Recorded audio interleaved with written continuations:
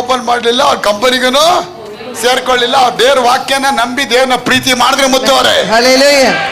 ಯಾವಾಗ ಲಕ್ಷ್ಮಿ ಅವರೇ ನೀವು ದೇವ್ರನ್ನ ಪ್ರೀತಿ ಮಾಡ್ತೀರಾ, ಆಸ್ತಿ ಪಾಸ್ತಿಗಳು ಬರಕ್ಕೆ ಸ್ಟಾರ್ಟ್ ಆಗತ್ತೆ. ಎಪ್ಪಡಿ ವರೋ ಬ್ರದರ್, ಎಪ್ಪಡಿ ವರೋ ಹಿಂಗೆ ಚೂಡಿ. ಇನ್ನೊಂದು ವಾಕ್ಯ ವಾಕಪ್ಪ ದೇವರಿಗೆ ಸ್ತೋತ್ರವಾಗಲಿ. ಒಳ್ಳೆಯವನ ಆಸ್ತಿಯು ಸಂತತಿಯವರಿಗೆ ಬಾಧ್ಯವಾಗತ್ತೆ, ಪಾಪಿಯ ಸ್ವತ್ತು ಸಜ್ಜನರಿಗೆ. A good person leaves his inheritance for his grandchildren, but the wealth of the sinner is stored up for the righteous person. ತುಂಬಾ ಚೆನ್ನಾಗಿದೆ, ಇಂಗ್ಲಿಷ್ ಅಲ್ಲಿ ತುಂಬಾ ಚೆನ್ನಾಗಿದೆ. ಅಪ್ಪ ಹೇಳ್ತಾರೆ ಒಳ್ಳೆಯವನ ಆಸ್ತಿ ಯಾರು? ಒಳ್ಳೆಯವನ ಯಾರು?